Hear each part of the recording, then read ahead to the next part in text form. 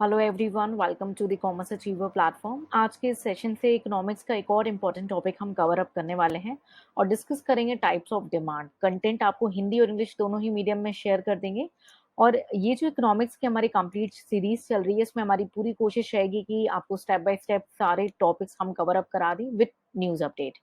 तो आज हम डिस्कस करने वाले हैं टाइप्स ऑफ डिमांड में।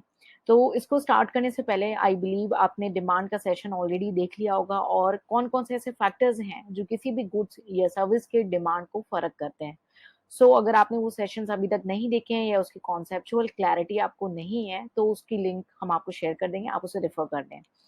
तो कौन कौन से ऐसे टाइप्स ऑफ डिमांड हैं जो आज हम डिस्कस करने वाले हैं। सबसे पहला है प्राइस डिमांड। हम इसे पहले ले लैंग्वेज में डिस्कस करेंगे, फिर इसके वर्ड्स को भी रीड करेंगे ताकि आपकी टर्मिनोलॉजीज भी स्ट्रांग हो जाए। तो प्राइस डिमांड के जैसे नाम बोल रहा है कि डिमांड जो फर्क करेगी, जो डिमांड में चेंज दिखेगा क्वांटिटी डिमांड में, वो प्राइस की वजह से आएगा। ठीक है, तो डिफरेंट डिफरेंट प्रोडक्ट्स की डिफरेंट डिफरेंट क्वांटिटी को अगर आप या गुड्स को बाय कर रहे हैं या सर्विसेज को आप कंज्यूम कर रहे हैं, तो वो डिफरेंट डिफरेंट प्राइस के अकॉर्डिंग और किस टाइम पीरियड में आप कंज्यूम करें उसके अकॉर्डिंग वो इम्पैक्ट करती है। हम ये मान करके चलते हैं कि बाकी जो अदर चीजें हैं जो आपके प्राइस को या क्वांटिटी डिमांड को फर्क करने वाली, वो कांस्टेंट है। ठीक है, जैसे कि लेवल ऑफ इनकम या रिलेटेड गुड्स का प्राइस, ये सारे अनचेंज होंगे, ये कांस्टेंट होंगे। तो अब आप बताइए, प्राइस डिमांड नाम से आपको माइंड में ये सेटअप करना है कि प्राइस की वजह से हमारे डिमांड में फर्क आ रहा है। ठीक है, तो अगर प्राइस बढ़ रहा है, बहुत ज्यादा होता जा रहा है किसी भी क्वांटिटी का, तो आपको लगता है कोई बाय करेगा? नहीं, आप पॉज करेंगे या किसी और प्रोडक्ट पे स्विच हो जाएंगे। तो हमें ये नहीं लगता कि जब भी किसी प्रोडक्ट का प्राइस बहुत बढ़ता है तो उसकी क्वांटिटी डिमांड फॉल करती है, यानी क्वांटिटी डिमांड गिर जाती है। आप इसे एक्सेप्ट करेंगे, किसी चीज को रटना नहीं है, अंडरस्टैंड करना है। तो जैसे ही प्राइस बढ़ा, क्वांटिटी डिमांड उस पर्टिकुलर गुड्स या सर्विस की फॉल करी, तो दोनों में अपोजिट रिलेशन दिखा, यानी प्राइस बढ़ा, डिमांड गिरी। तो इसको हम बोलते हैं इनवर्स रिलेशनशिप और अपोजिट रिलेशनशिप। ठीक है, चाहे किसी भी प्रोडक्ट या सर्विस में हो, जहां पे अगर प्राइस इंक्रीज हो रहा है तो डिमांड फॉल करती है। ठीक है, तो चलिए इसके हम वर्डिक्ट्स को क्विकली रीड करते हैं हमारे प्राइस डिमांड को। It is a demand for different quantity of a product or service that consumer intend to purchase at a given price and time period, assuming other factors such as price of related goods, level of income of consumers and preferences remain unchanged. यानी हम उसे constant भी मान सकते हैं। Price demand is inversely proportional to the price of the product or services। यानी demand जो है वो इनवर्सली प्रोपोर्शनल है, अपोजिटली रिलेटेड है, यानी अपोजिट रिलेशन है, इनवर्स रिलेशनशिप है। ठीक है, as the price of product और सर्विसेज राइजेस, प्राइस जैसे बढ़ रहा है, इट्स डिमांड फॉल। ठीक है, उसकी डिमांड गिर रही है, एंड वाइस वर्सा मीन्स अगर प्राइस गिरी तो डिमांड बढ़ जाएगी। Clear? Therefore, price demand indicates the functional relationship between the price of the product or service and the quantity demanded. So I believe आपको प्राइस डिमांड नाम से ही आज clear हो गया होगा कि ये प्राइस डिमांड है क्या, और इसके जो है वर्डिक्स एंड आपको कॉन्सेप्ट क्लियर हो चुका होगा। आप इसे रटेंगे नहीं, इसे अंडरस्टैंड करेंगे और कोशिश करेंगे विद इन 24 आवर्स में। अगर क्लियर भी हो गया है तो एक बार रिवीजन कर लेना ताकि ये परमानेंटली आपके माइंड में सेटल हो जाए। नॉलेज कभी वेस्ट नहीं जाती, आप इसे अच्छे से कैरी फॉरवर्ड भी कर सकते हैं। तो प्राइस डिमांड आई बिलीव आपको क्लियर हो जाए। चलते हैं नेक्स्ट डिमांड की ओर, वो है इनकम डिमांड। नाम खुद ही बोल रहा है भाई, इनकम से रिलेटेड डिमांड की बातें हो रही है, यानी कि यहाँ पे इनकम बढ़े या घटेगी तो डिमांड पे फर्क देखने को मिलेगा। ठीक है, तो जैसे डिफरेंट क्वांटिटीज या ऑफ द कमोडिटी को आप बाय करने जा रहे हैं, कोई सर्विस आपने कंज्यूम करनी है, different level of the income में हमें डिफरेंट रिस्पॉन्स देखने को मिलता है, और ये चीज एज्यूम की जाती है कि बाकी अदर फैक्टर्स क्या हैं, कांस्टेंट हैं, सेम है। ठीक है, बट इसके दो एक्सेप्शन है। हम इंफीरियर गुड्स में डिफरेंट केस देखते हैं और नॉर्मल गुड्स में अलग देखते हैं। नॉर्मल गुड्स अरे जो भी अब नॉर्मल कैटेगरी के गुड्स बाय कर रहे हैं, वहां पे क्या देखते हैं कि भाई इनकम बढ़ रही तो आप शॉपिंग करना शुरू कर देते, तो उसकी डिमांड क्या होती है, बढ़ने लगती है। फिर से बात को सुनिएगा, इनकम बढ़ी तो आपने शॉपिंग ज्यादा शुरू की, यानी डिमांड भी बढ़ी। तो दोनों एक ही दिशा में जा रहे हैं, जिसको हम बोलते हैं डायरेक्ट रिलेशनशिप। क्या बोलते हैं? Direct relationship. तो आपको क्या लगता है, नॉर्मल गुड्स में हमें डायरेक्ट डायरेक्ट रिलेशनशिप दिख रहा है? ठीक है, लेकिन अगर इंफीरियर गुड्स की बात करें, अगर आपको ये नॉलेज नहीं है कि इंफीरियर गुड्स क्या है, नॉट टू वरी, इसका लिंक हम शेयर कर देंगे, आप इंफीरियर गुड्स के बारे में नॉलेज गेन कर लेंगे। तो कुछ ऐसे गुड्स हैं जो इंफीरियर कैटेगरी के गुड्स हैं, है ना। तो इंफीरियर गुड्स के जो बहुत कम लोग खाते हैं, बहुत एक्सपेंसिव होता है, ठीक है, तो उस केस में क्या है, इनकम बढ़ी, ठीक है, तो आपकी डिमांड जो है वो इनवर्सली रिलेशन है, ऐसे नहीं कि इनकम बढ़ती चली गई तो उस चीज को आप बाय नहीं करोगे, दूसरी क्वांटिटी की ओर स्विच कर जाओगे। ठीक है, तो इंफीरियर गुड्स में हमें क्या दिखा, इनवर्स रिलेशनशिप, अपोजिट रिलेशनशिप, और नॉर्मल गुड्स में क्या देखा, डायरेक्ट रिलेशनशिप। तो इनकम डिमांड आपको क्लियर हो चुका होगा, जहां पे इनकम बढ़ने की वजह से हमें क्वांटिटी डिमांड में चेंजेस देखने को मिलते हैं। डिस्कस कर लेते हैं एक बार। It is a demand for different quantity of a commodity or service that consumer intend to purchase at different level of income, assuming other factor remain the same. Generally, the demand for a commodity or service increase with an increase in the level of income of an individual, except for inferior goods. Therefore, demand and income are directly proportional to normal goods. Satisfy होंगे, रटेंगे नहीं. Whereas the demand and income are inversely यानी opposite related to the inferior goods. So I believe आपको ये income demand जो है clear हो चुका होगा, इसको टाइप ऑफ डिमांड में भी आपने अच्छे से अंडरस्टैंड कर लिया होगा और इसे आपने रटा नहीं होगा, इसे अंडरस्टैंड किया होगा। नेक्स्ट है क्रॉस डिमांड। अब नाम खुद ही बोल रहे हैं, क्रॉस डिमांड। क्रॉस डिमांड यानी एक की डिमांड से दूसरे की डिमांड पे फर्क, या एक की प्राइस से सॉरी दूसरे की डिमांड पे फर्क, ठीक है। तो यहाँ पे जब different quantity of the goods को, किसी भी गुड्स या कमोडिटी को आप कंज्यूम कर रहे हैं, ठीक है, जिसकी डिमांड उसके प्राइस पे नहीं होती but price of the other good पे डिपेंड करती है। यस, एक की डिमांड जो है वो दूसरे प्राइस के, टी की प्राइस बढ़ गई तो आप कॉफी पे स्विच हो जाओगे, या कॉफी की प्राइस बहुत ज्यादा बढ़ गई तो आप टी पे स्विच हो जाओगे, ठीक है। तो टी एंड कॉफी काफी कॉमन एग्जाम्पल है, और इसे हम एक सब्सटीट्यूट गुड्स भी देखते हैं, ठीक है। तो आपने क्या देखा, एक की प्राइस बढ़ी तो दूसरे की डिमांड पे फर्क पड़ रहा है, दूसरे की डिमांड बढ़ती है, ठीक है, सेटिस्फाई होंगे, ठीक है। तो चलिए क्विकली हम देखते हैं हमारा क्रॉस डिमांड। क्रॉस डिमांड क्या है, it refers to the demand for different quantity of a commodity और service whose demand depend not only on its own price but also the price of other related goods and services.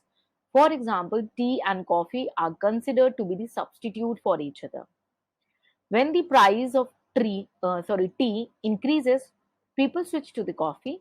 Consequently, the demand for coffee increase. It can be said that tea and coffee have a cross demand, ठीक है। तो आप देख सकते हैं कैसे cross demand है, एक की प्राइस बढ़ने से दूसरे की डिमांड पे फर्क देखने को मिलता है, ठीक है। और इसमें हमने भाई सब्स्टिट्यूट गुड्स है तो आपने अलग रिलेशनशिप देखेंगे, और कॉम्प्लीमेंट्री गुड्स है तो अलग, ठीक है। नेक्स्ट जो हमारा टाइप ऑफ डिमांड है, आई बिलीव आपको क्रॉस डिमांड अच्छे से क्लियर हो चुका होगा और आपने इसे जो है अच्छे से अंडरस्टैंड किया होगा। पहले नेक्स्ट है हमारा इंडिविजुअल डिमांड। नाम खुद ही बोल रहा है, इंडिविजुअल डिमांड, ठीक है। जो की क्वांटिटी, जो भी क्वांटिटी ऑफ द गुड्स या कमोडिटी कोई इंडिविजुअल कंज्यूमर डिमांड करे या उसका particular individual house hold demand करे एक particular given period of time में, उसे हम इंडिविजुअल डिमांड बोलते हैं। और यहीं पे अगर हम मार्केट डिमांड की बात करें तो ऑब्वियसली जहाँ पे मार्केट डिमांड क्या एग्रीगेट किया जाता है इंडिविजुअल्स के डिमांड को, उसे हम बोलते हैं मार्केट डिमांड, ठीक है। तो क्विकली हम रीड कर देते हैं हमारे इंडिविजुअल डिमांड को, ठीक है।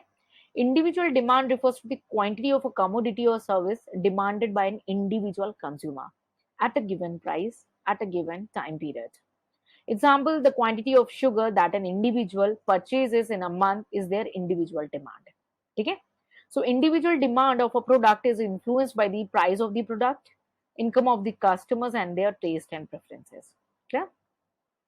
नेक्स्ट हम बोला प्राइस मार्केट डिमांड। तो मार्केट डिमांड क्या है, it is the aggregate of individual demands of all the consumers of a product over a period of time at a specific price while other factors are constant, ठीक है। तो सबका combine करके market की हम individual को combine करते हैं और उसे हम बोलते हैं मार्केट डिमांड, क्लियर। तो हमने डिस्कस कर लिया इंडिविजुअल डिमांड, हमने डिस्कस कर लिया मार्केट डिमांड। नेक्स्ट है हमारा डायरेक्ट एंड इनडायरेक्ट डिमांड। तो नाम से देखिए, ये भी नाम से क्लियर है, डायरेक्ट डिमांड यानी जो कंज्यूमर डायरेक्टली कंज्यूम कर रहे हैं, उसे कंजप्शन कर रहे हैं, जो भी कमोडिटी है उसका फाइनल कंजप्शन होने वाला है। तो जो भी डिमांड अराइज होती है नेचुरल डिजायर से, आपकी नेचुरल थिंकिंग से कि भाई हमें ये प्रोडक्ट चाहिए क्योंकि हमें ये कंज्यूम करना है, ये पिज्जा खाना है, तो आप डायरेक्ट कंज्यूम कर रहे हो, तो ये क्या हुआ, डायरेक्ट आपकी क्या हो गई, डायरेक्ट डिमांड हो गई, ठीक है। और इनडायरेक्ट डिमांड जिसको हम ड्राइव डिमांड भी बोलते हैं, जो कि किसी और से ड्राइव हो रहा है अभी, या इनडायरेक्ट वे में कंज्यूम होगा। यानी ये ऐसे प्रोडक्ट जो कि इंटरमीडिएट प्रोसेस के लिए यूज होते हैं, as a raw material use होते हैं, एज अ इक्विपमेंट यूज होते हैं, है ना। तो ये एक तरीके से इनडायरेक्ट डिमांड हो गया या ड्राइव डिमांड हो गया। आई बिलीव आपको नाम से ये कॉन्सेप्ट क्लियर हो रहे हो, ठीक है। तो चलिए हम डिस्कस करते हैं हमारा direct demand. Direct demand is a demand for commodities or services meant for final consumption. This demand arises out of the natural desire of an individual to consume a particular product. Example, demand for food, shelter, clothes is direct demand as it arises out of the biological, physical and other needs of the consumers. Satisfy? Okay. Next हमारा indirect demand, जिसको हम drive demand भी बोलते हैं। So drive demand refers to the demand for a product that arise due to the demand of for other products. It is applicable to a good such as raw material, intermediate goods, machine and equipment. Apart from this, the factor of production, labor, land labor, capital have drive demand. ठीक है। सो building को construct करना है ना, उस construction में कई चीजें लगेंगी, तो जो अदर सप्लीमेंट्री गुड्स हैं उनकी डिमांड बढ़ रही है, वर्कर की डिमांड बढ़ रही है, या कोई प्रोजेक्ट लॉन्च होता है तो बोलते हैं ना इस चीज की डिमांड बढ़ रही है ना। तो क्या होगा, अभी इलेक्ट्रिक व्हीकल्स आ रहे हैं, ठीक है, तो उसके लिए क्या होगा, आपको भाई चार्जिंग आपको पोल्स चाहिए होंगे, तो उसकी डिमांड बढ़ रही है because of the electric vehicle. तो आपके क्या हो गए, ये इनडायरेक्ट डिमांड अराइज हो गई। क्लियर? तो आई बिलीव आपको ये कॉन्सेप्ट भी क्लियर हो गया हो, आपका डायरेक्ट डिमांड और इनडायरेक्ट डिमांड। नेक्स्ट है हमारा ज्वाइंट डिमांड। ज्वाइंट नाम ये खुद ही बोल रहा है, ज्वाइंट यानी सब बोलते हैं ना आपकी ज्वाइंट पार्टनरशिप है, या आपकी पार्टनरशिप है, या ज्वाइंट है, क्या आप ज्वाइंट में रहते हैं, क्या आप ज्वाइंट काम करते हैं, सो दैट मीन्स टुगेदर। यानी कॉमोडिटी की जो डिमांड होगी वो दो या दो से ज्यादा कॉमोडिटीज की ज्वाइंटली डिमांड की जाएगी, है ना। कार लिए तो पेट्रोल डलाओ, है ना, पेन लिए तो उसमें रिफिल डलनी है, तो ये क्या है, ज्वाइंटली डिमांड की जा रही है, ज्वाइंट डिमांड हो रही है टुगेदर, ठीक है। तो इस केस में क्या होता है, जनरली प्रोपोर्शनेटली मूव करती है, अगर डिमांड एक की ज्यादा हो रही है तो दूसरे की भी डिमांड बढ़ जाएगी, ठीक है। तो चलिए एग्जाम्पल देख लेते हैं एक बार क्विकली, क्या है इसके वर्डिक्ट्स को देख लेते हैं हमारे ज्वाइंट डिमांड को, ठीक है। It is the quantity demand for two or more commodities or services that are used jointly and thus demanded together. Car and petrol, bread and butter, pen and refill are the commodities that are jointly and are demanded together. The demand for such commodity changes proportionately. For example, rise in demand for car result in proportionately rise in demand for petrol. ठीक है। So increase in price of cars will also cause a fall in demand for not only car but also petrol. यानी car की बहुत ज्यादा expensive है, बहुत ज्यादा आप नहीं बाय करोगे, उसकी भी तो डिमांड फॉल हुई, पेट्रोल की भी फॉल हो गई, ठीक है। तो सेटिस्फाई होंगे, कोई भी चीज आपको यहाँ पे रटनी नहीं है, अंडरस्टैंड करनी है और उसके फिर वर्डिक्स को रीड करना है। नेक्स्ट और लास्ट डिमांड है हमारी कंपोजिट डिमांड। कंपोजिट डिमांड कौन सी होती है, जिसके मल्टीपल यूज होते हैं। फॉर एग्जाम्पल दूध से दही भी जमी और आपके पनीर भी हो गया, as a milk direct consume कर सकते हैं, आइसक्रीम के लिए यूज हो सकती है, तो इसके क्या हुए, कंपोजिट डिमांड हो गया, है ना। सो कंपोजिट डिमांड क्या हो गया, जब कमोडिटी के मल्टीपल यूजेस हमें देखने को मिलता है, तो एक की प्राइस बढ़ने से बाकी सबकी डिमांड को हमें देखने को, भाई देखा आपने रिसेंटली सुना होगा मिल्क का प्राइस इंक्रीज हो गया तो सबके प्राइस इंक्रीज हो गया होंगे, right. It is the demand for commodity or service that have a multiple uses. For example, demand for steel is a result of its uses for various purposes for making utensils, pipes, cans, etc. In case of a commodity or service having a composite demand, a change in price results in large change in demand. This is because the demand for a commodity would change across its various usage. So if the price of steel increase, the price of other product made of steel also increase. Satisfy करेंगे, steel का price बढ़ रहा है तो उसके related product के price, दूध का प्राइस बढ़ा तो पनीर का प्राइस बढ़ेगा, दही का प्राइस बढ़ेगा, right. In such a case people may restrict their consumption of the product made up of steel, ठीक है, तो वो फिर रिस्ट्रिक्टेड हो जाएंगे अगर इनकी इनकम लिमिटेड है तो। सो आई बिलीव आपको ये जो टाइप्स ऑफ हमने डिमांड को डिस्कस किया आपको अच्छे से क्लियर हुआ, अंडरस्टैंड किया हो आपने। और अगर कोई क्वेरी है तो उसे पूछ के जाएंगे, उसे साथ में लेके नहीं जाना है। और अगर कॉन्सेप्ट क्लियर भी हो चुका हो तो आपसे रिक्वेस्ट यही है कि आप उसे विद इन 24 आवर्स में एक बार रिवाइज कर लें, ताकि आपके माइंड में परमानेंटली सेटल डाउन हो जाए। और आप इसे जब क्लियर कर लेते हैं तो आप उसको अपनी डेली लाइफ के साथ एग्जाम्पल के साथ डिस्कस कर सकते हैं। कंटेंट आपको हिंदी और इंग्लिश दोनों ही मीडियम में अवेलेबल है। अगर आप हिंदी मीडियम के रीडर हैं तो आप वीडियो को पॉज करके कंटेंट को रीड कर सकते हैं, इसका मैक्सिमम बेनिफिट ले सकते हैं। इकोनॉमिक्स की हमारी कंप्लीट सीरीज चल रही है, एनसीईआरटी और अदर रिलेटेड इंपॉर्टेंट टॉपिक्स को हम with time to time cover up करेंगे and then we will bring up some news update also. ठीक है, सो आपको मेरी रिक्वेस्ट यही है कि आपको कॉन्सेप्ट की अंडरस्टैंडिंग पे अपना मैक्सिमम फोकस रखना है और हर एक सेशन को कोशिश करेंगे हेडफोन लगा के उसे सुनेंगे, ताकि आप इसको डायरेक्ट जो है कॉन्सेप्ट पे ही केवल फोकस है और आपका ध्यान इधर उधर डाइवर्ट नहीं हो। अगर कोई डाउट है तो उसे कमेंट सेक्शन में पूछे।